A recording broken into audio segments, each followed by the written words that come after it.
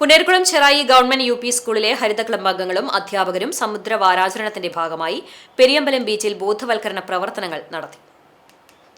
സമുദ്രം സംരക്ഷിക്കേണ്ടതിന്റെ പ്രാധാന്യം വിളിച്ചോതുന്ന പ്ലക്കാർഡുകളും പോസ്റ്ററുകളും ബാനറുകളുമായാണ് വിദ്യാർത്ഥികളും അധ്യാപകരും എത്തിയത്. കടൽത്തീരം ശുചീകരിച്ച ശേഷം ലഭിച്ച പ്ലാസ്റ്റിക് മാലിന്യങ്ങൾ ചാക്കുകളിൽ ശേഖരിച്ചു. തുടർന്ന് തീരപ്രദേശത്ത് അരയാൽ, ബദാം, മാവ്, പ്ലാവ്, മഞ്ചാടി, പുന്ന, പരുത്തി, കണിക്കൊന്ന തുടങ്ങിയവയുടെ വൃക്ഷത്തൈകൾ നട്ടു. മത്സ്യബന്ധനം, കടൽത്തീര സംരക്ഷണം, കടലാമ സംരക്ഷണം, കടലിലെ ജൈവവൈവിധ്യം, സമുദ്രങ്ങൾ കാലാവസ്ഥയിൽ വഹിക്കുന്ന പങ്ക് എന്നിവയെപ്പറ്റി ബോധവൽക്കരണ ക്ലാസും നടത്തി.